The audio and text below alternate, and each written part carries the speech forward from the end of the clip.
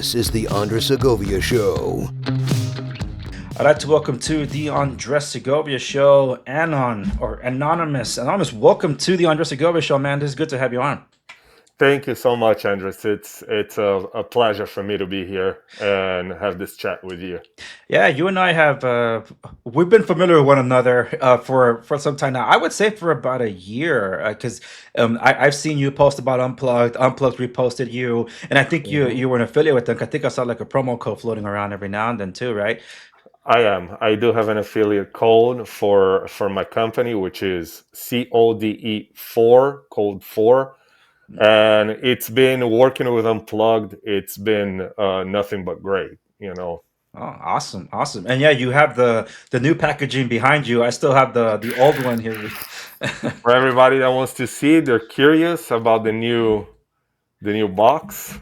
Yeah, it's right Whoa, there. Unplugged. And it's amazing. It's beautiful. I love the new orange and black colors. I love the fact that it comes with a copy of the Constitution of the United I States. know. I saw your unboxing on social media, dude. That's This is awesome. incredible. It's extremely patriotic, and every American should support this. Every American patriot should, move away from, like I'll say, the back door that big tech installed on everyone's personal lives and get a phone so you can actually, you yourself have control over your personal data, your private life, Ab- Absolutely. And for those that are not aware, because you mentioned your company and stuff like that. So, what is it that I know what you do, but for the audience that doesn't know, what is it that you do? I have a startup cybersecurity company called Code for Cybersecurity.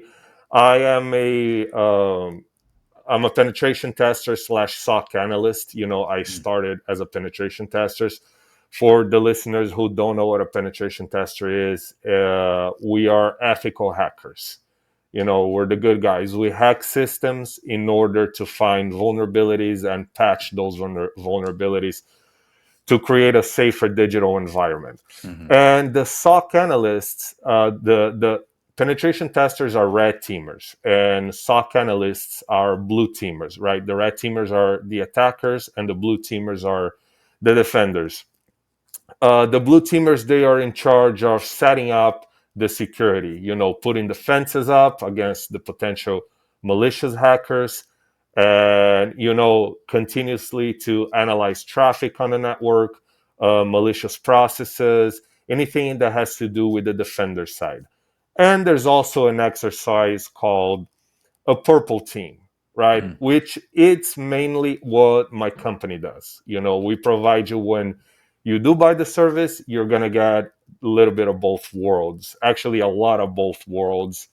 So we can find a vulnerability, patch it, and just set up your security uh, several steps up from where you currently were. Yeah. See, that's fascinating because, well, I guess let me start off with this. How easy is it nowadays to get hacked? So people have to understand, okay, that it doesn't matter how strong your antivirus software is. It doesn't matter how strong you think your device is. Eventually, you're going to have to deal with people, right? There's something called social engineering. For the ones who's never heard about social engineering, it means to get others to comply with your wishes. For example, a perfect example would be me calling you and say, "Hey, Andres, this is your bank, whoever you bank with. I'm your manager. I just saw some suspicious. Can you please verify your social security number and your date of birth?" And then you're going to be like, "Oh my God, really? So my social security number is 12345. My date of birth is, December, whatever."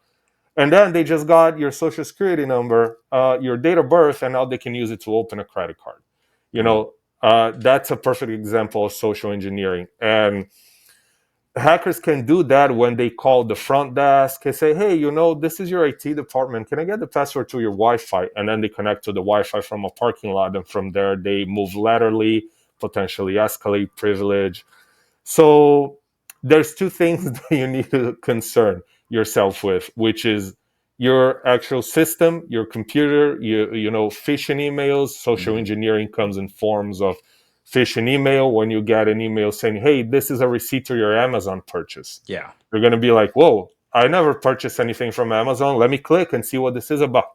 You click on it, and then you're hacked.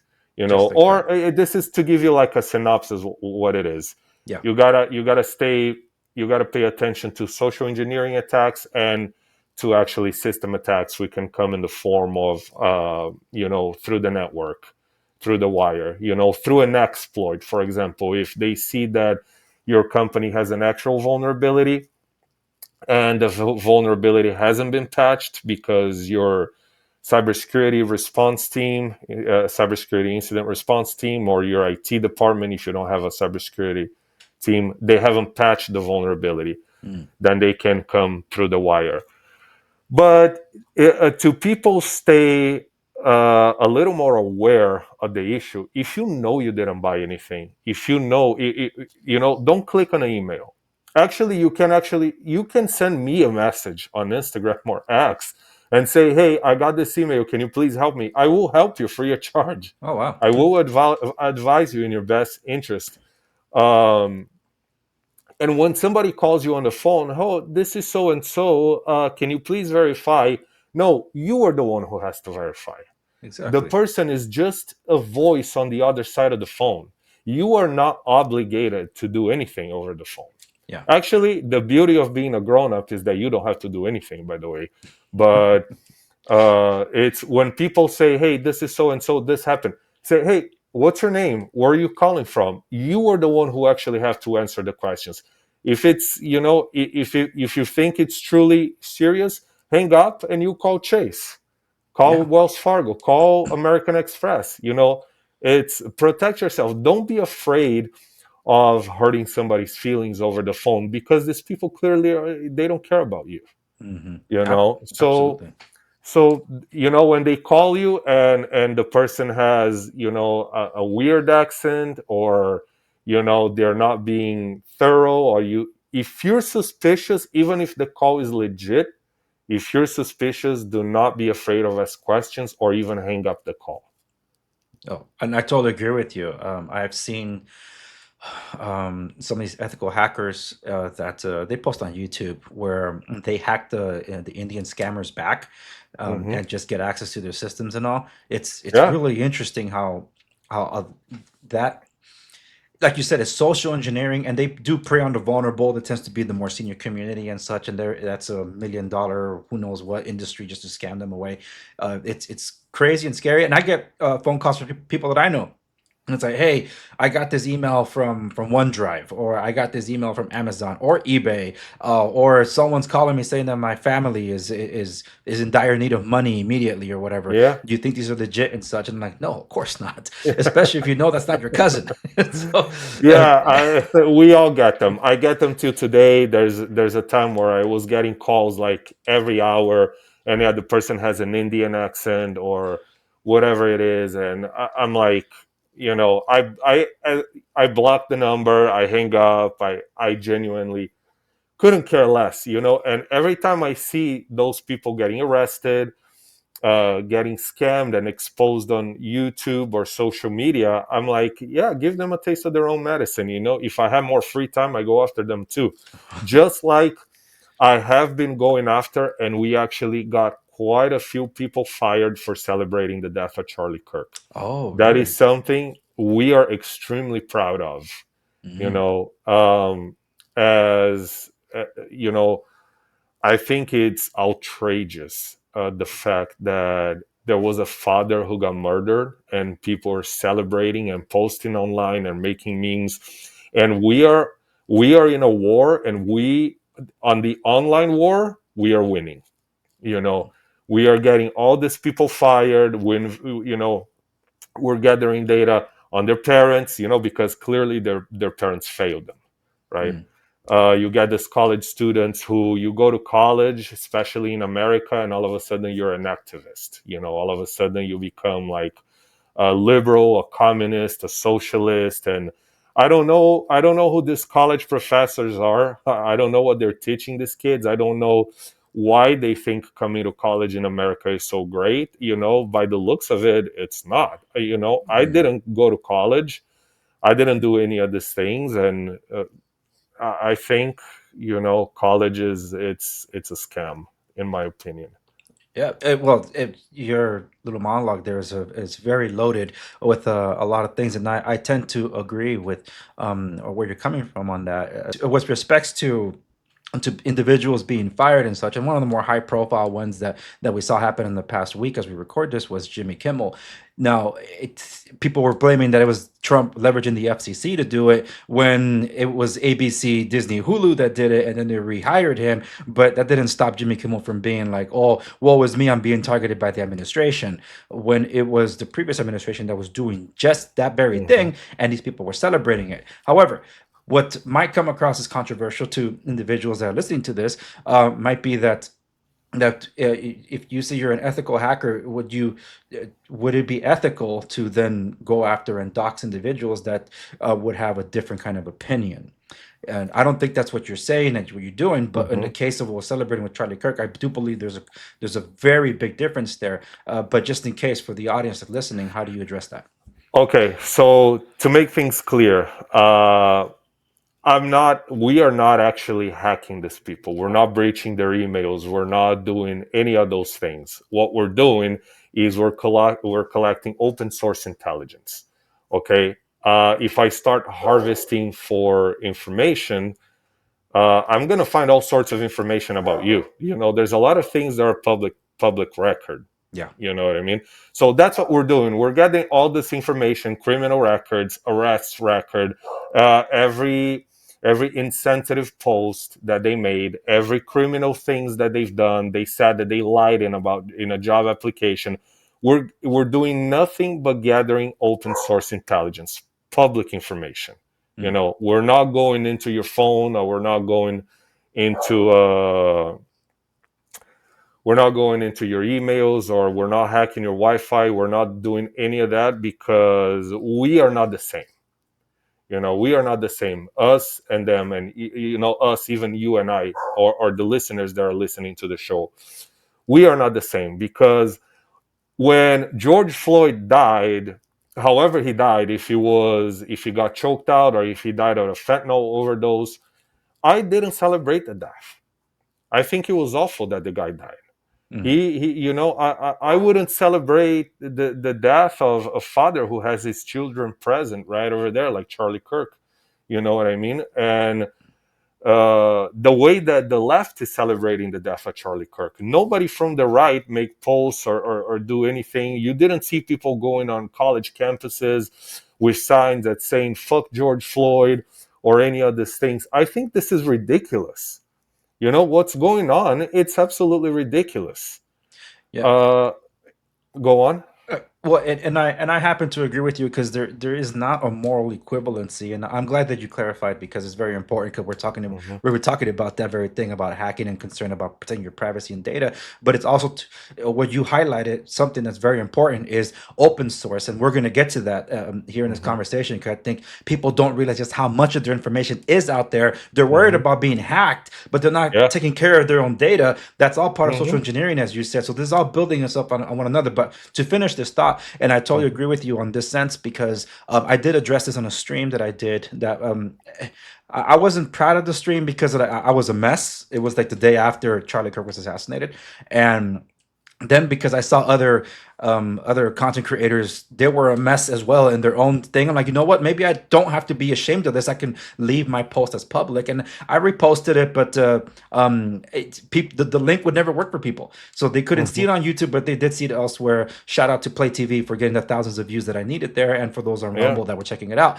But I did mention in a follow up stream, it trying to highlight the moral equivalency because there isn't one, as you Hmm. yourself said, in celebrating the death of Charlie Kirk. What I was highlighting was that the individuals that are in positions of first responders, that are positions of in the healthcare industry, that were celebrating the death, and in some cases putting out lists of people they said Hmm. should be next, There's some individuals that were so disgusting that said, now that Charlie's out, we got to take out the mom too, so the kids can Yeah, be sent into the foster care system so they can be raised right.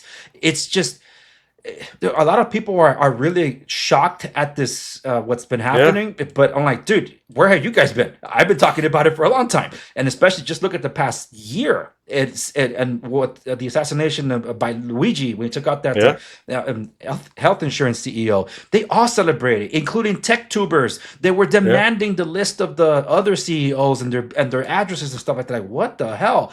And yeah, they've been out doing this, and you said it's been a war, and only one side's been shooting. yeah. So, with all that being said, it's like I am not going to shed a tear for those that are in Hmm. positions to help me, but wouldn't do so because I have a different political persuasion from them. They are in violation of their oaths. That's not what it's supposed to be. And like what happened last year when the hurricanes tore through the Carolinas, we had instances where FEMA was not supplying support to individuals that had Trump signs in the front. That is all documented.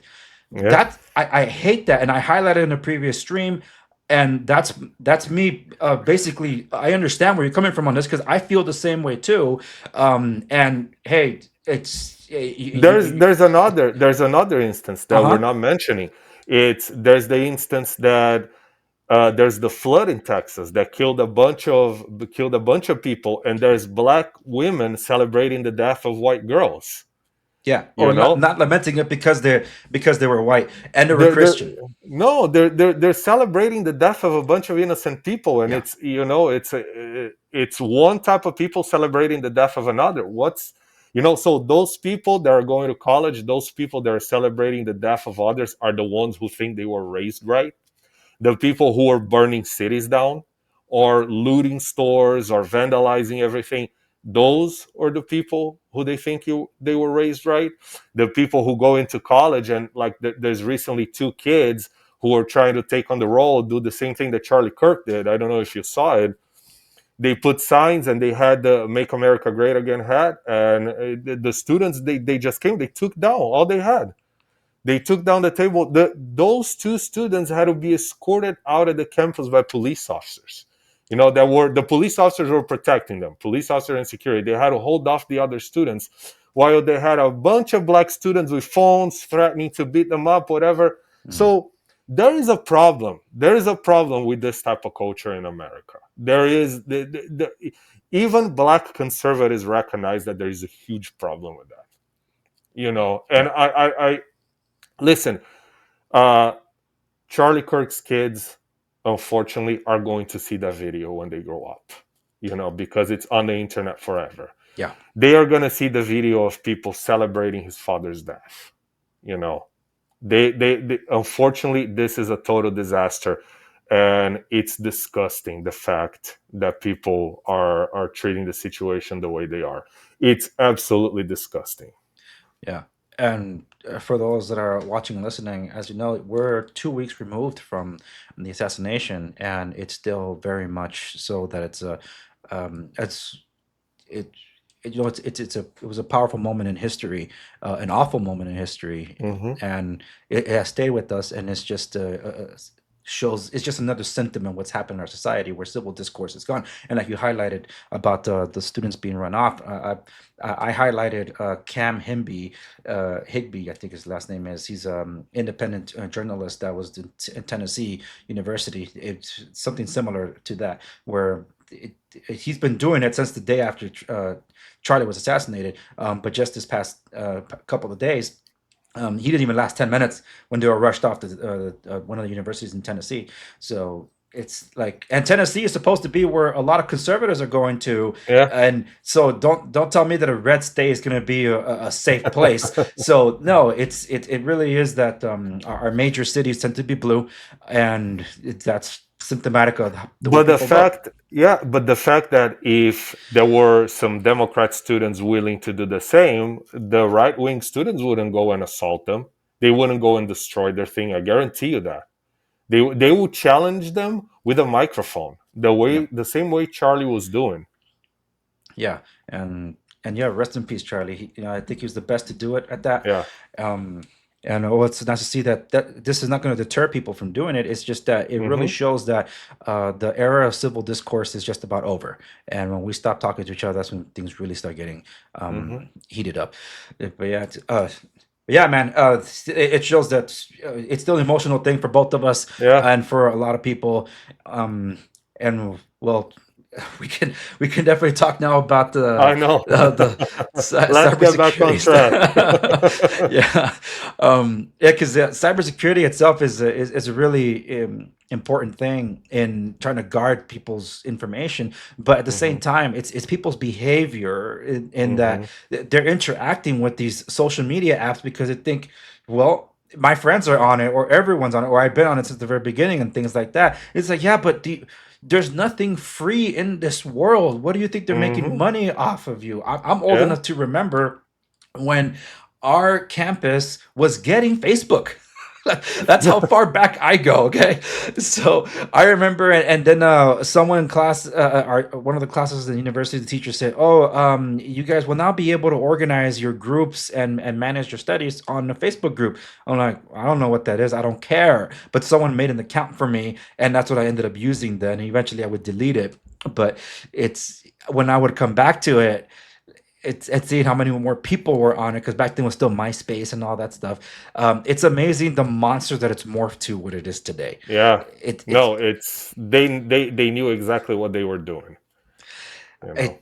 the tentacles where they got into everything, and you don't even have to be on it for them to know about you is the Mm-hmm. scariest thing. And uh, maybe you could explain this way better than I can, but let's say as an individual that says I'm not on Facebook, I refuse to be on Facebook, I want to protect myself from Facebook, but everybody else taking pictures of me and posting it on Facebook. I'm in Mm-hmm. the picture. They have facial recognition stuff. And now if that friend of mine comes to my house and says, "Hey, can I borrow your home Wi-Fi?" Mm-hmm. And then Facebook can now do triangulation as to where I Mm-hmm. live. Yeah. I'm right on all this, am I not? Yeah. You absolutely are. The problem with let's start with phones. Okay. The thing about downloading an app on the phone, and then you connect to the Wi-Fi. Uh, the app, your phone doesn't do, let's for example, iPhones and Samsung phones, and let alone Google phones, for God's sake. Uh, you don't know who the app is communicating with. Obviously, they're communicating with the back of the house, Facebook, right? But you don't know who else they're communicating with. When you talk about cell phones, people forget that there's two things, right? We talk there's cell service and there's Wi-Fi, right? Your phone is connected to the nearest cell tower. Okay, even when the screen is off, your phone it's screaming, "Hey, this is where I am." So your phone is connected to the nearest cell tower. That's why you can make a phone call. That cell tower is gonna make a permanent record of your phone, saying this phone with this phone number at this time was here, and by your IMSI, which is the a number that's burned into your SIM card, or they can determine who you are because it's connected to your credit card, to your cell service provider, which is connected to your name, right? Uh, then you say, okay, I don't want them to know where I am, and I'll turn airplane mode off. Airplane mode only turns off your cellular modem. It doesn't turn off Wi-Fi. That's why when you're in airplane, you're able to connect to the Wi-Fi, or at home, or so once you turn you turn airplane mode on, it doesn't disconnect your Wi-Fi. So when you're at home, your apps are communicating most likely to each other, which is communicating to the server, which they map your entire location. you know um, and that's a problem, because they will always know where you are, because today, as you guys can see, you're not allowed to disconnect the battery from the phone anymore, Exactly. right? Hmm. So you can't. So even when you turn your phone off, when you turn it back on, the time is right. Even though many phones, even the ones, there's something called a capacitor, which is a little component on the chip of the phone that stores energy.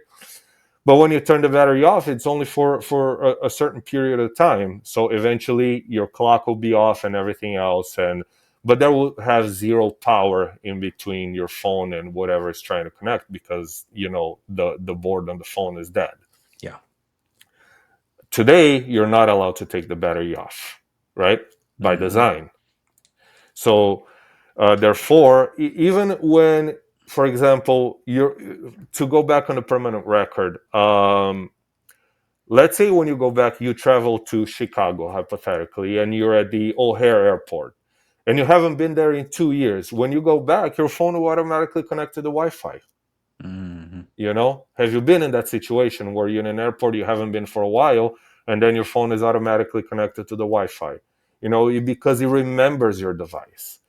And why airports, hotels, and all these places are actually those are one of the worst places for you to connect to a Wi-Fi without a VPN. Yeah. You know, uh, I have no doubt it's mega mass collections, because even when you're checking in, TSA takes a photo of your face. Yes. By the Yeah. way, for the listeners, you actually can say no to that. I Hmm. said no to that from day one, and you can actually deny that. So they're forced to do it through your ID. So there's a permanent record that doesn't need to be permanent, but there's invaluable information for government or whomever is collecting the information, that they decide to keep it forever. Um, when you go onto Facebook and you click I agree on the terms of agreement, I'm sure nobody reads the terms of agreement. I'm not a hypocrite myself. I clicked agree many times without reading it, but there's some times that I choose, because I'm a big privacy advocate. I glanced over the terms of agreement, and me and a friend, this was many years ago. We looked over the whole thing.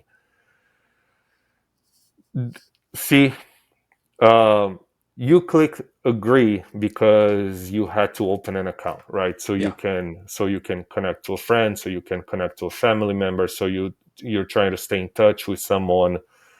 um, in the terms of agreement, it says that everything you post, everything you like, everything you write, every picture you take, they own it. They make a copy of it. All your digital footprint is recorded. Okay, all your digital footprint is recorded. Also, in the terms of agreement, it says that they have the right to change the terms of agreement at any time without notifying you. Yep. So, whatever you think they're doing, they found a loophole. So, they're not breaking the law because of the loophole. Because why? You clicked agree. You weren't trying to agree to any of that, you know? Yeah. But because you're trying to connect with a close relative that's far away, or for whatever reason, you are forced to click agree. And they have an incredible overreach on your personal life. Oh, absolutely. And that's why it's always a concern to me when people open up these social media accounts and say, "Hey, upload your contacts." It's like, "Well, I didn't give permission. I gave you my number. I didn't give you permission to give my number to somebody else." Yeah. And it's, well, I shouldn't say this part, so I was just thinking, I'll tell you off the air. But then in the case of just how much these things keep listening to us, like you said, you cannot turn off the phone. And technically, in the recent Android, I think it was Android 15 update, that's the first time I saw it on Google Pixel devices. When you're turning off the phone, it says you can still find your phone with device manager because it's still on. Like, Yeah. huh? So I just turned it off though. Nope, it's still on. And that's, you can't turn this on. Before it used to be like, oh, they sealed in the unibody device to give better design. HTC, that's on you. Even though I love Hmm. you, but it's on you. Hmm. So then that sounded great, and it's, oh, it's a built-in obsolescence because after battery degradation, you're gonna upgrade your phone anyway. But now it's Hmm. like, you guys found a way to keep this thing connected and continue leeching off data through Wi-Fi triangulation and beyond, not just 5G here. And before it used to be that they can locate us within 3 feet. Now it's like within 3 inches. They know when Yeah. we put our stuff on the coffee table or we're next to the bed or something like that. Hmm. It's absolutely bonkers. And because Facebook ended up buying Instagram, because when I deleted Facebook, I stayed on Instagram. Then I got angry when these bastards ended up buying Instagram. Like, are you Yeah. kidding me? I ended up trying to Yeah. delete as many personal things there as possible. And I called up my family and I said, look, do not be offended. I'm unfollowing you. Okay. Yeah. Because I want to disassociate because of what Facebook's trying to do. Then, of course, they bought WhatsApp and dude, they just have their leeches everywhere. And this, we're not even talking about hacking. Hmm. This is just big tech tracking. Hacking itself, which, as you mentioned, social engineering and stuff. I remember the first time I noticed a phishing email. This might have been like 17 years ago. It was eBay, and I got an email from it looked like it was eBay, and saying that there's been a breach of my account or whatever. So then I clicked on the link that was provided because it looked just like it, and since then I've learned to catch what's right or wrong. But I can tell you that was the most legit version of a phishing email I've ever Hmm. seen. So then when I clicked it, it went to the portal, and then I typed in my info because it asked for my personal information to verify. Then I clicked send, and then the next window asked me to confirm my information, and I was about to type it. And I'm like, oh no! So I knew immediately what this was. I closed the browser, cleared my cache Hmm. and cookies and all Yeah. that. Then I immediately called all my banks and started saying, hey, just lock Yeah. down my bank's accounts and all that. Then back then there really wasn't much of bank online access, but wherever that was applicable, I changed my passwords Hmm. because I knew what I just gave them. Yeah. But the thing is, now we have all these data breaches happening with these companies, and Hmm. oftentimes we don't find out until like a year later that our information has been out there. When you mentioned about you being like the ethical hackers in testing and penetration testing and all that, there's a thing called phoned, or those hackathons that they do, and those, I think corporations have it because they want to test for vulnerabilities and such like that. Hmm. um have you attended any of those by chance? I have. Remind me. Let me remind the listeners that I'm a bit older than this new nowadays hackers and all these platforms. I started a long time ago. So yeah, I have attended. Today there's something called HackerOne, HackerOne.com, which is the companies they post, the big titans, or like the companies in the S&P 500, or even companies that are not that big but they're still large corporations. They can post their companies there with the terms of engagement, for people to for hackers to hack. And if you found a vulnerability, you submit the report. Once they validate the vulnerability, you get a bounty. That's called bug Mm, bounty hunting.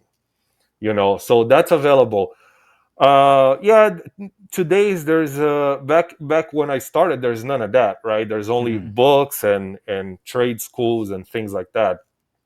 But today there's platforms where they teach you ethical hacking through exercises. They teach you the basics and they go all down the list to when you get down to hands-on practice, and they are great. I do them. I practice on them. I practice their virtual machines, because this is a craft that, number one, is a very much so perishable skill. Okay. Number two, if you're not willing to accept that you're forever a student, you are going to fall behind really fast. mhm, If you don't keep an open mind and say that I need to constantly be up to date and practice and see what's out there, because there's new technology. Now we have AI, we have all these things. Um, you have to maintain a sharp skill set. That's why today I do like capture the flag tournaments and all that, from the attacking side and from the defensive side also.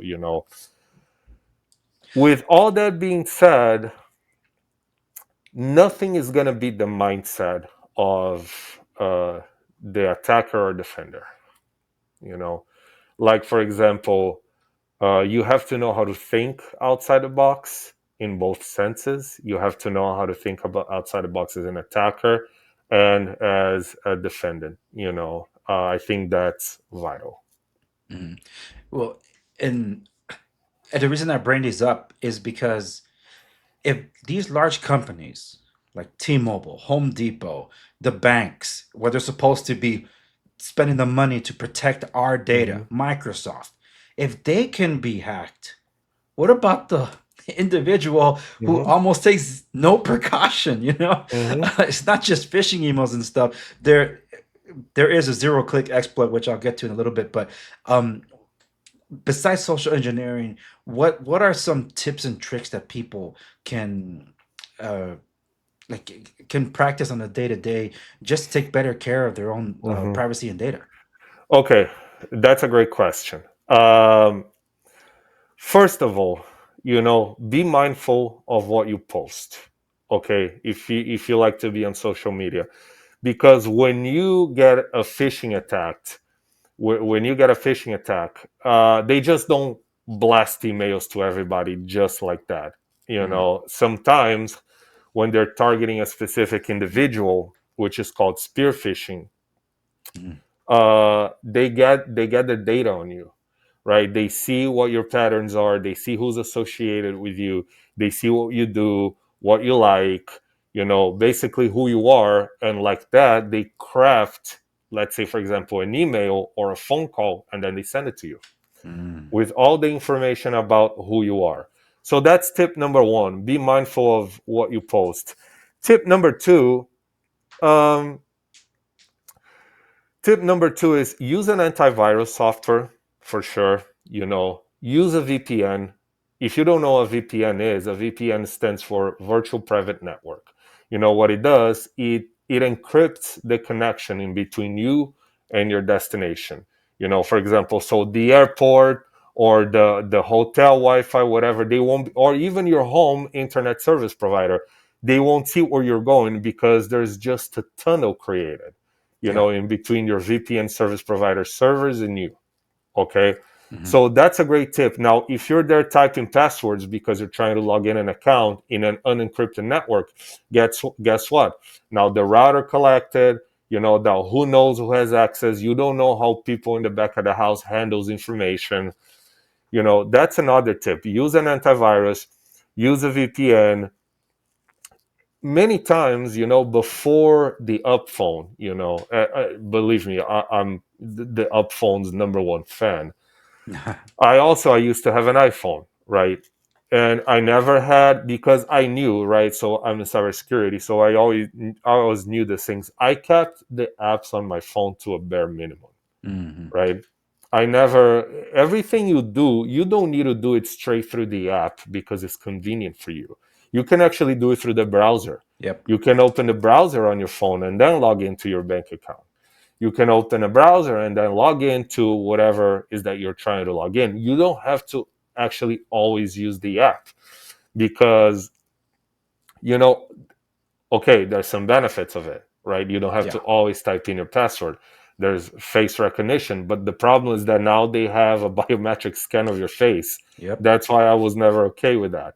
I'm never okay with them having my thumbprint. I never did those things. That's why when you log into a Mac, people can just put their index finger in there and log into the computer. But the problem is that now Apple has your biometrics. You know, so that's why I always chose password. Passwords, guys, when it comes to passwords, you choose a non alphanumeric password, which means no words from the dictionary. A password, I love you 123, is not a good password.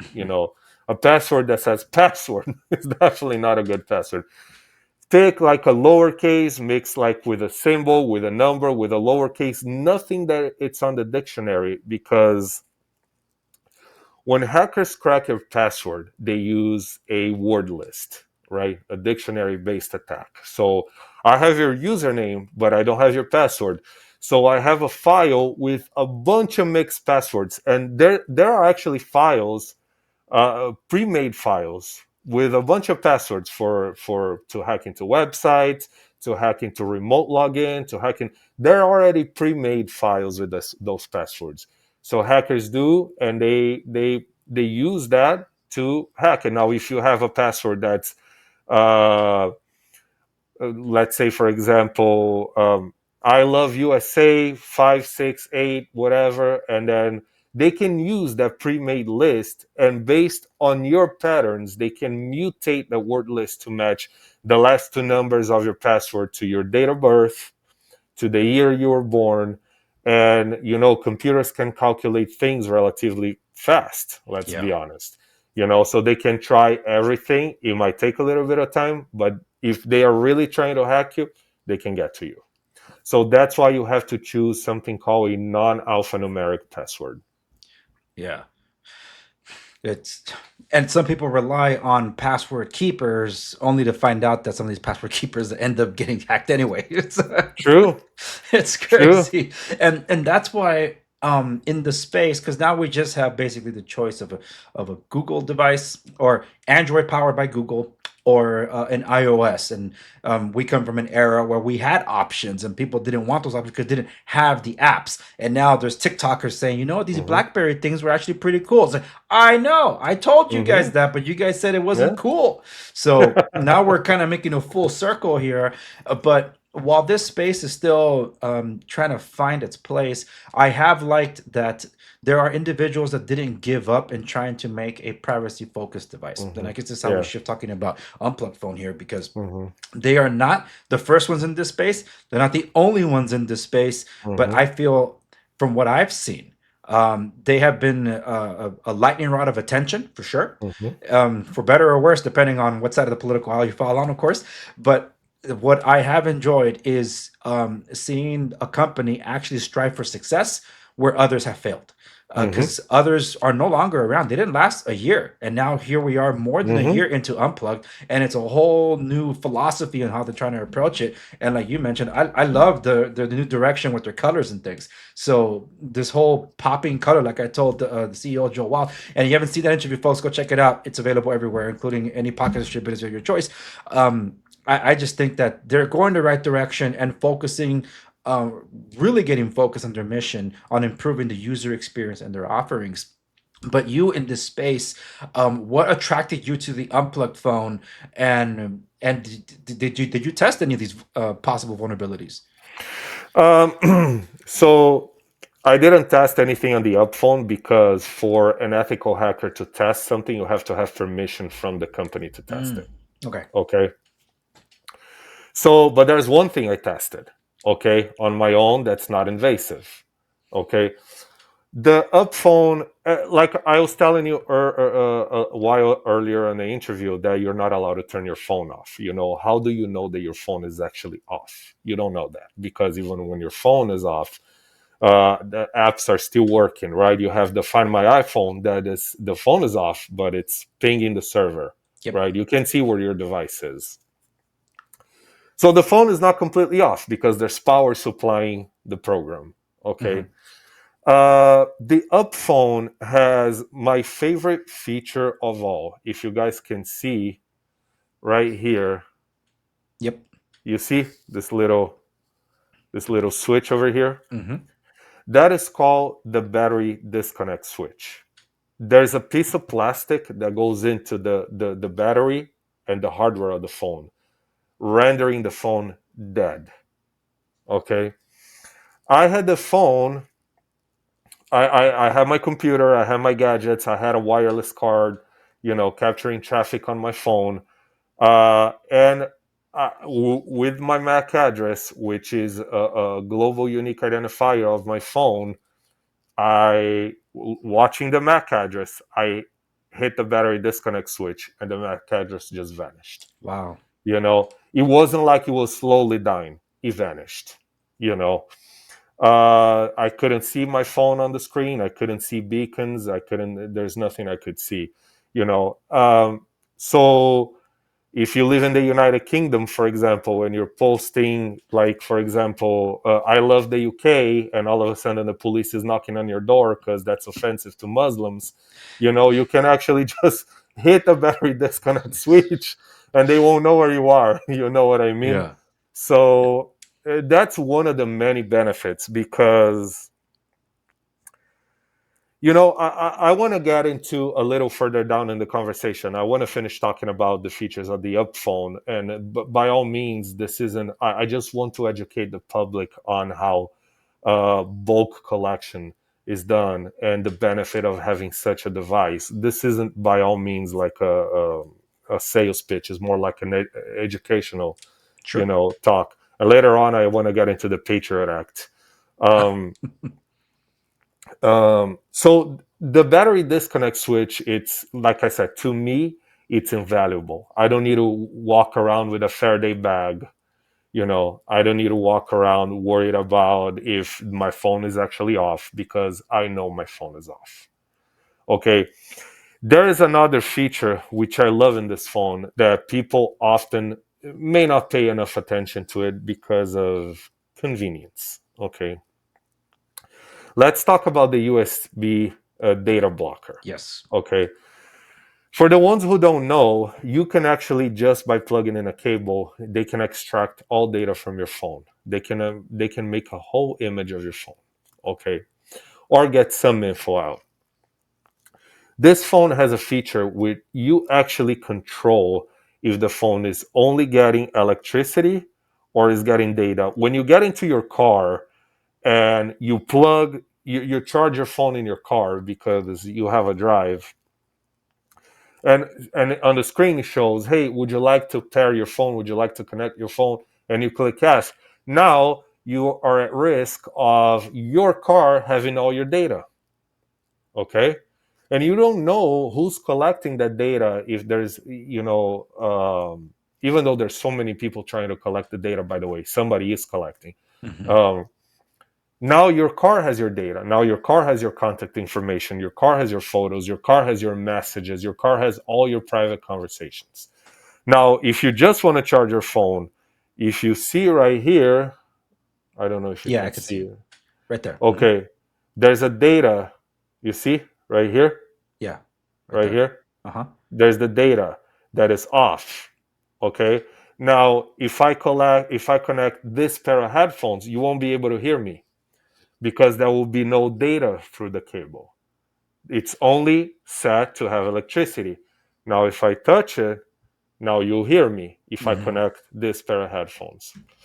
But then if I connect this to the car, I don't even want to give the car the chance to ask me the question, because I don't know if they are already in the process of collecting. That's why I leave this on off by default.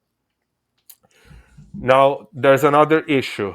Okay, you have a question? Go ahead. No, no, no. I just pulled Okay. up my menu on mine. Just Okay. because.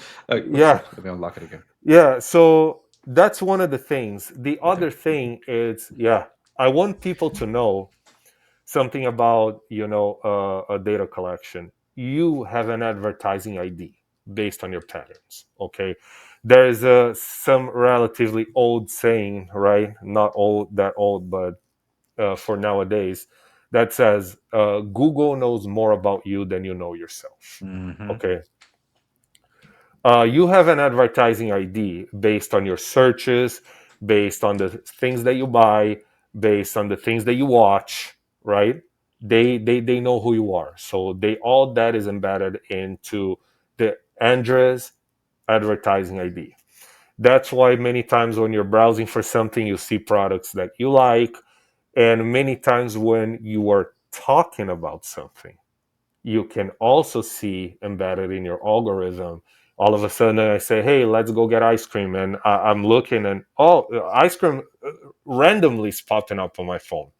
That happens to everyone and everywhere because there's a microphone in your phone. Okay, that's how you can talk to people because there's a microphone. Now, most people won't. They don't know how to open a phone, and remove the microphone. Okay. So the microphone is always there and the microphone is always listening. And in the terms of agreement of Facebook and Instagram and this and that, it says that they get remote access to your microphone. Okay.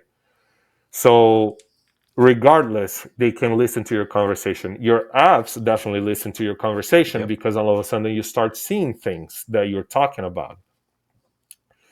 The up phone, if you paid attention to the screen before that, there's a microphone feature. Okay, right here, right above the USB.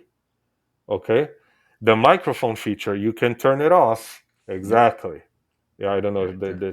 people can see better, Yeah, but it's right there. exactly right there. You see, the microphone is on because you want to talk to somebody. To talk to somebody, your microphone need to be on. If not, the person on the other side of the line won't be able to hear your voice. As soon as I'm done with the call, I turn it off. Mm. Okay, because I don't want anybody listening to me. I don't want the government remoting into my phone. If they are, I don't want, the applications that are on your phone, they have access to your microphone. Yep. Instagram, Facebook, they all they're programs. They are, um, they all listen to you. They all watch you on your camera. Let's not forget that before 2013, which was when Snowden came forward with Prism and all the illegal mass surveillance that the U.S. government was conducting on American citizens and in the whole world. All the communication used to be unencrypted, right? All text messages, emails, websites, all used to be unencrypted. And then he came forward, and all of a sudden, people started to use more encryption and this and that. But obviously, companies found a way around that, and today there's still mass surveillance on people, and they use your microphone, your camera. There's a camera here, which, by the way, you can also turn the camera off on your phone. Yep. But before, they used to watch you on your camera, and who's to say that, we went through a period in 2014-15 where people were putting stickers on their cameras, Yep. which was great, by the way. They have the right of privacy.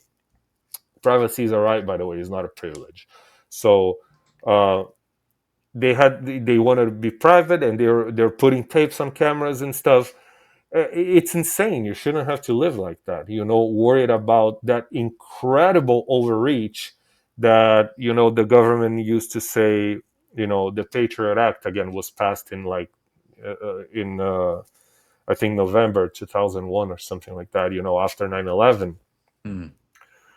But then they went way overboard. They started to use an excuse to spy, on everyone. Yeah. They can search your email, they can search your digital life without proper notification, and that violates the principle of a transparent legal process, if you know what I mean. Mm-hmm. You have the Fourth Amendment right to protect you from illegal seizures and unreasonable searches. You know what I mean? That violates your constitutional rights. So, but with this phone, the story is different. Now you can fight that off. If you think you can completely fight that off, you can definitely mitigate it. Because you have any other smartphone. Now your data is here. Okay, Mm-hmm. all your apps, your conversations, you're at home talking to your wife, to your kids, whatever, you're watching movies, you have an iPhone and you're here. Or you have a Google phone, which, why in hell would anyone have a Google phone? And now you got an up phone, and now you're here. You Yeah. understand? Yeah. Because you are in control of this device. You are in control. If I want to turn this device completely off, it's up to me. You know, nobody, if I kill the battery, nobody will be able to remote into my phone. You understand? Oh, definitely. And that's what I do like about um uh this the principles behind this, because it's giving us control over our data and privacy. Now, there was a question that I sent you earlier, and this is a good one, because when people hear Android, they think Google, and Google, yes, owns the code, so to speak, but it's an open source code. So this comes from a user on YouTube.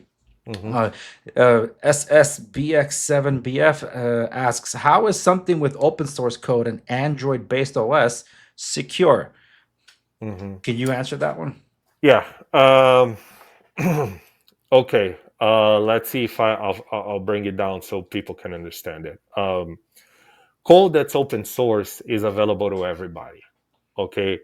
You have obviously the potential of a malicious contribution to the code, okay, somebody that's trying to inject a piece of malicious code into the code base. Mm. The reason why something is open source is so we all can contribute to it, to the development of an operating system, of an application, whatever it is that we're trying to develop. Although you can benefit greatly from everybody's contributions, there is the potential risk of somebody trying to inject a piece of malicious code. The way you secure is the developers, they need to maintain they need to make sure that the entire code, the code base, is trustworthy. And for that, you have to know the programming language that you're writing the program on, because you can't. And I stress that to everybody that wants to be a hacker, because they think it's cool to be called a hacker, but when you're there with hands-on, and you can't, because you're not at the level, you're not going to look so cool. You know what I mean? You cannot secure what you don't understand. You understand? But I'm sure if the developers put an open source code over there, they can secure it. Also, there's things for you to check. You can do a static analysis, you can do a dynamic analysis. Believe me, they're not going to release something that's vulnerable. Yeah, and I'm glad you explained it that way, because normally what I try to explain to my audience that are not tech savvy, it's kind of like when you're looking for supplements. So you want to know the ingredients, and if they tell you they have like this proprietary ingredient, thing, like, well, what the heck is Yeah, in there? It could just be yeah, a placebo. It could be a lot of bad stuff. You'd want totally. to know. And closed source tends to be what we see with these big tech companies, because God Yeah. knows what you're doing with our stuff, which is kind of brings it back to the unplugged phone in how for people to know, most generally every phone has the notification shade where you bring things down, and then you can Mm-hmm. interact and turn and toggle things on, like Mm-hmm. airplane mode, Wi-Fi, hotspot, and all that. So with the unplugged phone having this dashboard, the firewall dashboard, and say turning off the microphone, for example, That's incredible. from the dashboard, you can go to your notification shade and try. Well, I don't think I have the microphone. Let me go to Bluetooth. Um, I'll shut off Bluetooth. So now the green light that Yeah. was there is off. But if I go to the notification shade and try to turn Bluetooth on, it won't. It won't turn on. It won't respond, because Yeah. the firewall takes precedence, and it says it's blocked by your privacy center. That's the warning that comes up. So it's the fact that in this case, Unplugged, as I spoke to Joe, the CEO, because I told them with Google pretty much closing off Android from 16 and above, they're behaving more like Apple at this point. What does that mean for them? The advantages, they have the binary trees for the hardware, because it is their hardware. This is the Mm-hmm. importance of having an OEM, which is why I also support the project of the Brax Technologies team to be able to have that. Because we need more competition. I agree. Brax is competing at the more budget-friendly level. The unplugged phone is competing at the more, I guess it's about the $1,000 range, but it's not premium yet. Premium is now Mm-hmm. over $1,000, but at least we're getting something to fill out the space, so something for everyone to be able to check for. Mm-hmm. And that's so important nowadays, to be able to, as we've been talking about, having more control over our stuff. And this is the only one that I've seen that has that kind of control over the OS, where they Yeah. gave it to you. You have the Mm-hmm. control, and to some extent the hardware. Now, easy question. Well, why don't you guys just build a removable battery in the back instead of just putting this switch here? But then this just allows for a sleeker device, Yeah. and who knows what they're going to build off that for somewhere in Mm-hmm. the future. But I have some more questions here, but what you highlighted there, I think, is very important for people to understand Mm-hmm. why open source is key, and why I had to hold Unplugged accountable Yeah. when I had Aaron Carpin and others. Like, you guys said you were going to be transparent, you guys said you're going to be open source, but here you in the conversations, like, here you are saying that you are not going to publish the code, and they said we'll publish what we can. Well, since then, now they've gone like, we're going to Mm-hmm. publish.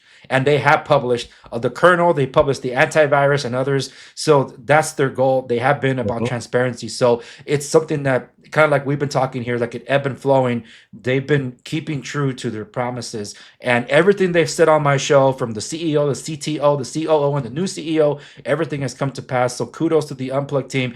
Yeah. And I have not hid my biases. I said I'm rooting for them, but I'm also Mhm. going to hold them accountable. Of So course.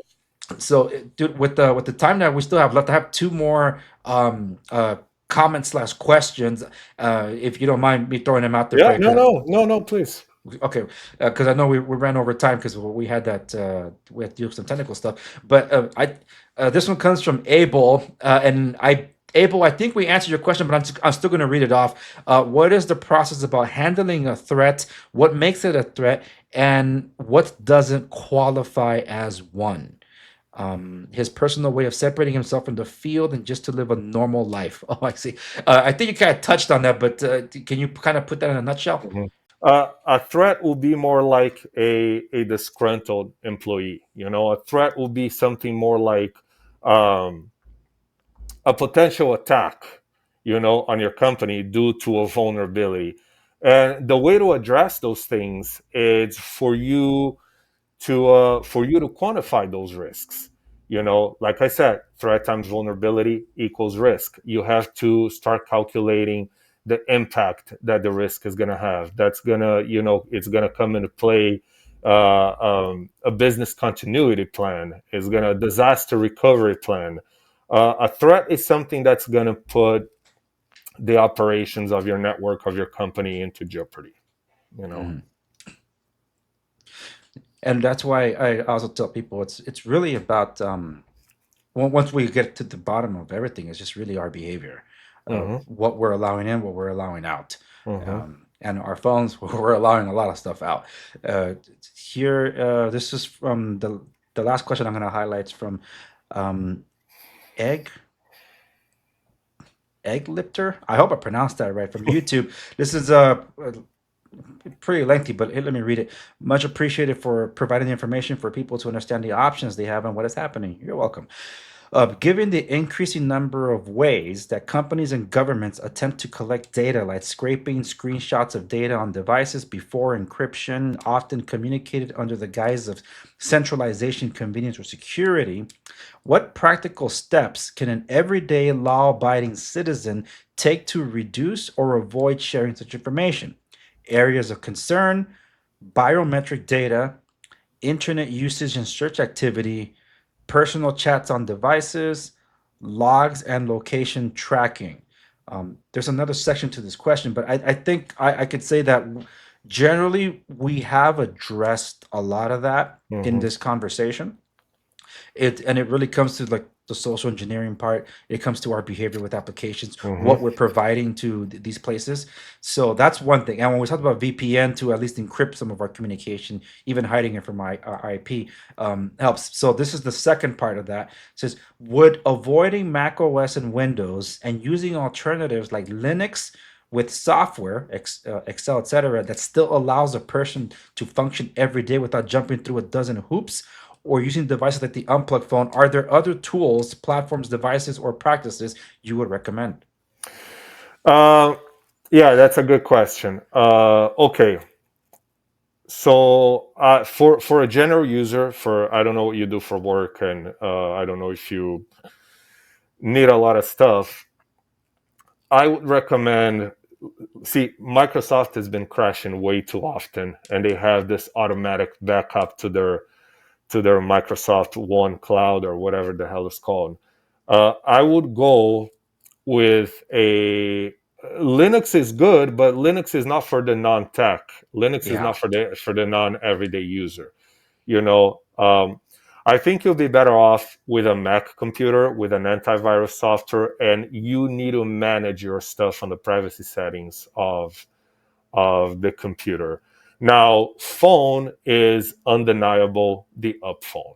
It doesn't even make sense if you're trying to stay safe online. It doesn't make sense for you to have anything else other than an up phone because you are in control of this device. 100% you are in control of the device, and not the device such as an Apple phone, that everything you can do, you know, if the government decides to breach into your phone, they can do it too. They can see all your photos, they can see what you're doing, they can see it all, your messages. They basically, a phone that you paid for, they own it. You know what I mean? Yeah. For you, you have to go with the Up phone. There's, the Up suite of apps. It's gonna come with an antivirus. It's gonna come with a VPN. It's gonna come with a privacy settings firewall. Which there's the privacy settings. There's even self destruct and code lock. Self destruct, which is you type one pin to unlock the phone and one pin to completely wipe the phone clean. Yeah. And code lock will self destruct your phone after a certain period of time if you haven't unlocked the phone. So for example, if the police, they come and they seize your phone and you have code lock activated, they can unlock your phone because they don't know the pin if you don't give it to them, right? Hmm. Now if the phone is locked, if you set up to wipe the phone after 48 hours, if you haven't unlocked the phone in 48 hours, the phone will be wiped clean. I know, you isn't that know crazy? and Yeah. we have also, which you and I have been using to communicate with each other, the Up Messenger, Hmm. which generates a new encryption key every time we talk. We call, you can text, and you can make a video call, like a FaceTime. So to me, this is extremely, extremely user friendly. This is very user friendly. It's actually more user friendly than any other phone, because when you go into the iPhone and you look through the settings, it's like they hide stuff Oh my for goodness, you to yes. find. It's annoying. This, when you go into this phone, is right in front of your face. It doesn't get any more user friendly than this. And you're in an airport, VPN. I want to talk to Andres, Up Messenger. Am I safe? Antivirus scan. I posted a video on my X and Instagram on me doing a scan and me going through a little bit of the phone. I'm gonna do it some more for people to see. But again, guys, this is me trying to educate you on bulk collection. And if I may reference something, Andres, do we have time for me to reference Yes, something? yes, go ahead. I want to reference the case of Jamal Khashoggi. You know who I'm talking about. I don't think Jamal so. Khashoggi. He was a Saudi journalist. Okay, Jamal Khashoggi was a Saudi journalist who got tricked. He was in Istanbul, Turkey, with his fiance, and he got tricked into going to the Saudi embassy. Jamal Khashoggi was a critic of the Saudi government, right? Oh, I think I He remember this case. Yes. Okay. He was a very much so a critic of the Saudi government. And when he was in Istanbul with his fiance, they tricked him into coming to the Saudi embassy to get some papers for, he was waiting to marry the girl. While his girlfriend was, or fiance was waiting outside and he was trying to get these papers in order, they murdered him. Okay. They collected all information through his phone, on his phone. They hacked his phone. They bought a software from the NSO group, right, to hack into iOS, like Pegasus or whatever it was that they bought, Yeah. because the Saudis didn't have that capability. So the government went and hacked into his phone, found his. They didn't need to do forensics on his phone, from what I understand. The very little I understand about the case. But is not the point here is not the details of the case. It's just so you guys to know, is that they hacked his phone and they got access to his communication, right? They got access to his phone and everything else. Um, when when they get access to your phone, mass collection, they don't, they they get power over you, okay, because they know who you are, they know the things you believe, right? Jamal Khashoggi was planning a digital movement against the Saudi government, and Hmm. they decided to kill him, allegedly, right? The crown decided to kill him. When they hack into your phone, the government, the Patriot Act, which was, which is an awful thing for privacy, they not only decide who you are, they don't decide. They not only hold or your private data, they can only hold your future. You know, which is what they did to the Saudi reporter. Based on the content that they found on his phone. Yeah. So that's why I think it's imperative. I'm not saying that the government is going to see your information, go and kill you, but they definitely can make decisions based on the things that they see that you've been saying, posting. If you don't have self destruct, if you can self destruct your messages, going and deleting your message, they can recover, because when you delete a file in a computer, the computer is telling you that that space is available. That file is easily recoverable. You know what I mean? Yeah. Now, when you shred the file, which means the computer rewrite that space in memory thousands of times, which is what self-destruct does, it's gone. So they cannot see. They can use the Patriot Act in pretext to say that they're trying to do national security, because I want you, the listener, to ask yourself this question.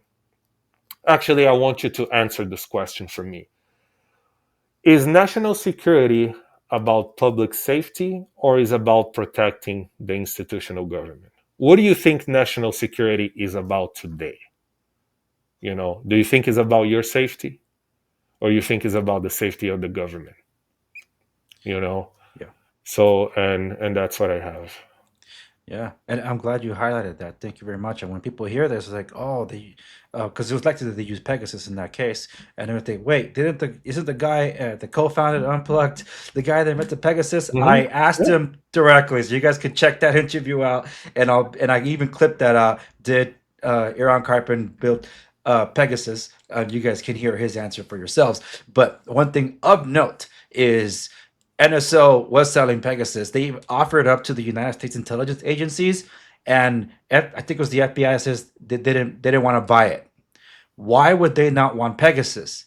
Because as the Twitter files revealed, big tech was already giving it to them Mm-hmm. anyway. Yeah, they They didn't didn't need they it. didn't need to hack you. Mm-hmm. They didn't need to hack They you. didn't need you to hack you. Remember, guys, when you open a Gmail account, a Facebook, an Instagram, all the stuff that is free, when something is free, is because you are the product. You know. Yeah, and I think you say on your socials what your preferred use is, like for email and stuff, because you don't go with the free stuff. You pay for premium services. Mhm. How's that been working out for you?